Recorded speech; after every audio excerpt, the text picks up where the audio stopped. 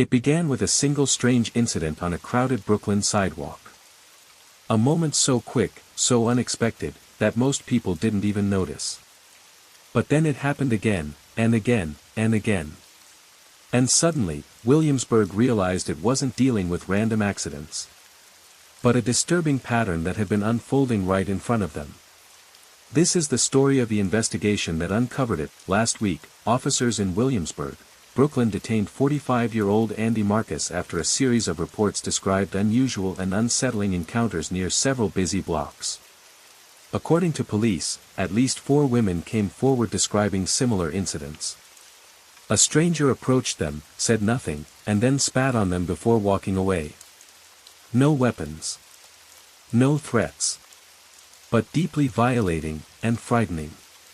What made the incidents even more concerning was the pattern detectives began to notice.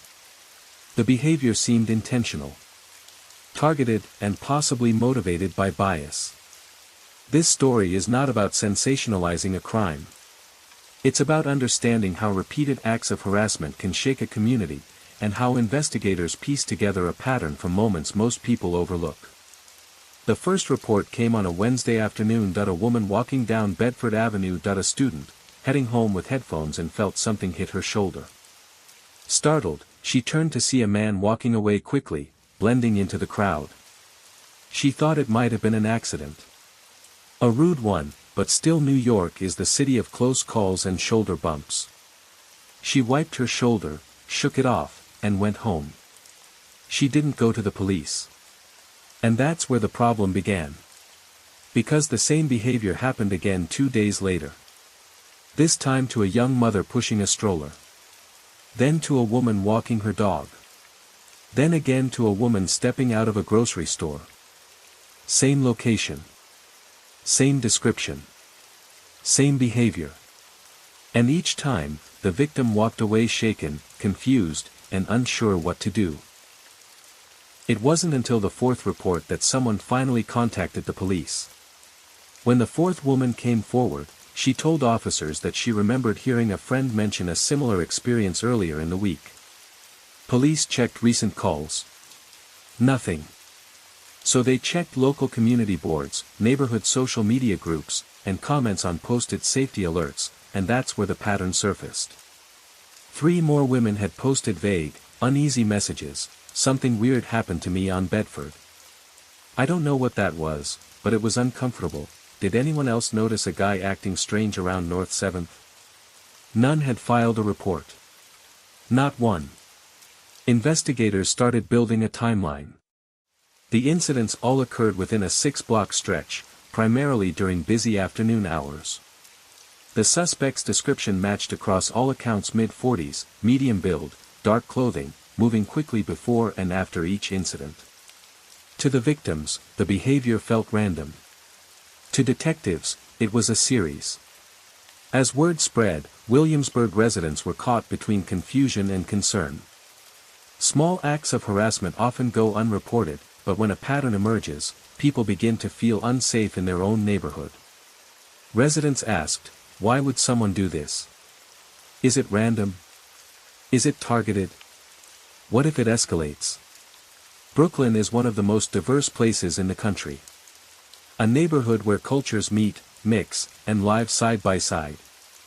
So when detectives suggested the pattern might involve bias, it sparked a larger conversation about community tension, public behavior, and how quickly something can go wrong when warning signs are ignored. But police had to be careful. Bias-motivated claims require evidence, not speculation. The focus remained on gathering facts, using surveillance footage, witness statements, and the victims' descriptions. Investigators identified Andy Marcus, a 45-year-old man known in the area. Last week, officers approached him calmly near a convenience store close to the original incident locations. He did not resist. He did not attempt to flee. He simply went with officers for questioning. He is now facing multiple counts related to harassment and prohibited behavior. Detectives emphasize that the investigation is ongoing, and that more victims may come forward as people learn they were not alone. These incidents may not be violent in the traditional sense, but they carry emotional and psychological weight, especially for those targeted unexpectedly in public spaces. They force questions like, how safe am I when I'm walking alone? Could this happen again? What motivates someone to act like this? For many women, the fear doesn't come from one moment. It comes from knowing these moments can repeat, unprovoked and unpredictable. The community has responded with stronger communication. Neighborhood watch posts, increased patrols, safety alerts, encouragement for victims to report unusual behavior immediately. Because when people come forward, patterns can be identified and stopped. What happened on Bedford Avenue isn't about sensational crime. It's about awareness. It's about speaking up when something feels wrong. It's about a community learning to recognize patterns, even small ones, before they grow into something larger. Thanks to the courage of the women who finally reported their experiences, and the detectives who connected the dots, the pattern was stopped. And for Williamsburg, the lesson is clear: report it. Even if it feels small. Especially if it feels wrong.